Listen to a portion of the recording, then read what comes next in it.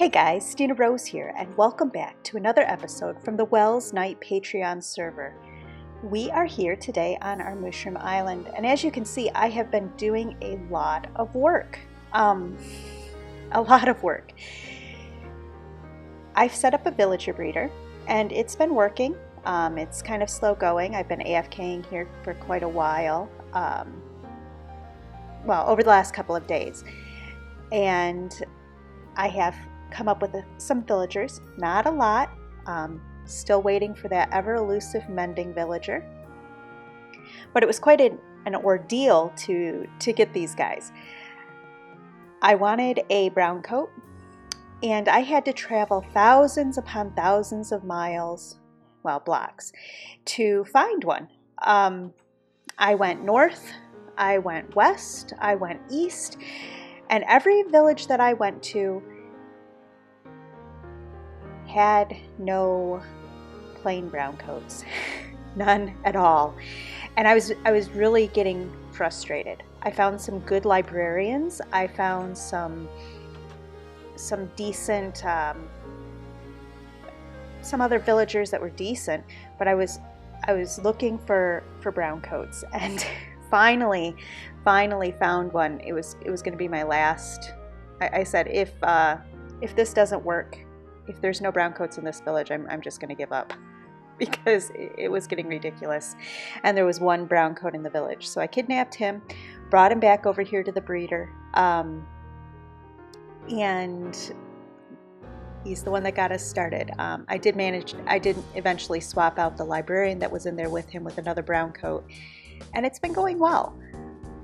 Fairly well for my very first endeavor into doing anything with villagers. Let's change the mode and just take a look at what's going on here. Oh, not that mode. Hello, there I am. Okay, so yes, here are our villagers. I didn't name them. Maybe I should. I don't know. They seem to be pretty happy in there. Not doing a lot of breeding today. I was just AFK for a little while, and all we came up with was one cleric. So not really good as far as the numbers this morning, but I wasn't AFK for that long, and it takes them a little while to sync up their love hearts and all of that. So I'm not too worried. We have down here is our village. We've got one villager down there that keeps slamming doors, so yeah, I'm not sure what that's all about, but he does keep slamming the doors. This is a Impulse SB, the Impulse SB reader. So you have your brown-coated villager that harvests the food, throws it at the other villager. I have two brown coats, so they both do that. Eventually, they make their love hearts and breed, and then throw the carrots at the baby. The baby eventually runs down this little chute and comes and sits down here, floats up sometimes, and when it grows up, it floats up to the top and gets pushed over here.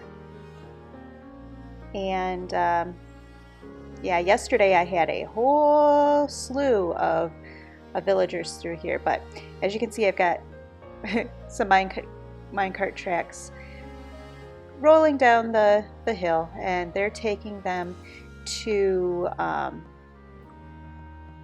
where I'm setting up my villager trading hall. But I'm not ready to show you that. I think I would rather make sure that there's no babies in there right now.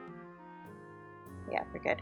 I would rather show you what I've been working on in the storage room. Yeah, don't mind the rails. I've got rails all over the place. They're not really pleasant to look at, and I'm kind of looking forward to getting rid of them when I can. Probably put that down underneath. Still really new to this whole this whole villager thing. Okay, so Remember, we've got all kinds of supplies over here. And yes, the chests are still everywhere because I have not sorted out my storage system yet. I did build it. Now, I spent a lot of time looking at tutorials and things like that and thinking about doing some kind of redstone genius, and then remembered StinaRose and redstone don't exactly get along. So I went back to a manual, just a manual storage room system where I can put things in the chests, and I decided the best place to put this would be under the castle. Now, if you remember, I built the castle because I needed a storage room, so it was pretty important that I actually use it for a storage room. Now, I kind of put it right in the center of everything. You come down this stairway here. You get to the bottom, and here is my storage room. Now, I spent a lot of time coming up with the floor design, and I really like it. The sea lanterns, I love sea lanterns. Spruce, we've got stone brick stairs, and what I like about this is it adds depth. It adds a lot of character to the floor. And it doesn't make you go up and down because of the orientation of the stairs and things like that. So I'm having a lot of fun with this. I think it looks really good. Now, as you can see, I have a ton of chests. I didn't count how many chests I have because I just didn't count them. There's a lot of them here, and I'm hoping that this is enough for all my storage needs for this season. Thankfully, with shulker boxes, I shouldn't need too much extra, because if I have overflow, I can just put it in a shulker box, put that shulker box inside of the chest. So that should really be helpful. I did portion this out. I plan to have my woods in this section. So, you know, acacia, birch, dark oak, jungle oak, and spruce. So each line will be a kind of wood coming down, and then I'm also planning on having them sorted, you know, logs, planks, stairs, and slabs, and then the foliage and saplings down at the bottom. So trying to be really organized about it. I hope I can keep it that way. Then I have these sections that have 16 chest seats each. So these will be for things like all the different colors of concrete. And I can have powdered concrete and the regular concrete in there. So there'll be one for each of the 16 colors. The same thing for the terracotta. So the terracotta will have glazed and just regular terracotta. Also have for wool, and what am I missing? Glass. So hopefully I thought of everything. It seems to me like I probably forgot something. And then these other sections will be for other things. I know how fast storage systems can fill up. I'm planning on doing this whole section over here with the stones and the kind of the more bulk storage, things that you need all the time. Stones, grass, dirt, andesite. I may even make a chest for diorite, but that kind of pains me to say it. Who knows? I might find a use for it, or give it away, or burn it. I don't know. That could be therapeutic sometimes. So down this tower is the storage room. Currently, it does go up to the top. Eventually, that will be made into, you know, a way to get up and down into the different floors of the castle. But as you can see, I've not done anything else with the castle. Oh, and then there's him. Yeah, he wandered into the castle a couple days ago, and he's taken up residence, and he doesn't want to leave. So that's a thing. And I don't know that I want to kill him yet because I've got to make sure I have at least 2 mushrooms. So over there we have the storage system. And over here, we come down this one. We have set up, oh, I need to finish this floor. We have set up another room. Now it's not finished. I haven't finished this. I haven't done the ceiling or the walls, but we have another room set up. And here is where my villager trading hall is going to be. I have been, oh, rip-obs. I have been transporting villagers down here. I have not gone to the trouble of labeling them yet. That will happen. I just haven't done it yet. And yeah, so we have some villagers. I don't know if they're the best villagers. But there's something. There's something. So this, you know, we've got some decent paper trades, I guess. I'm breaking 3. That's going to be like really, really nice. And I believe this guy has protection 4 as well. So he's definitely staying around. There's a couple of others that I have that I'm quite pleased with. I think it's this guy over here has feather falling 4. I think that's a pretty expensive trade, so I'm not pleased with that, but feather falling 4 will be nice to have if we ever die and have to remake our armor. I've got this set up for the next guy to get put in. But yeah, and here's where they're currently coming down into the system. This is pretty much what I've been working on. The breeder, it took quite a while to set up and get the villagers. Like I said, I had a lot of trouble finding villagers that were browncoats. I don't know what it is about this portion of the map, but browncoats did not spawn here. I mean, there just wasn't any in any of the villages. And these were unexplored villages, so I know that it wasn't that others had just come and taken them. They weren't there. You gonna make a baby? One of you wants to.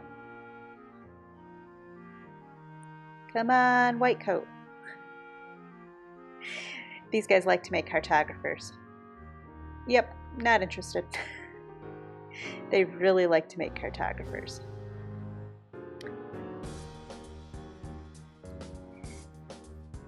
So those villagers that are down in the trading hall, they came from the breeder, but they also came from Jack's house. So Jack's house is now free. Okay, you guys all have saddles? Good. Jack's house is all free from villagers, so that's a really good thing. You can actually come in here now without them slamming the door in your face and getting all upset, and still like Angel's statue, getting all upset. So Jack's house is a nice, quiet place to live again. I'm sure Jack appreciates that. His villagers were eating him out of house and home.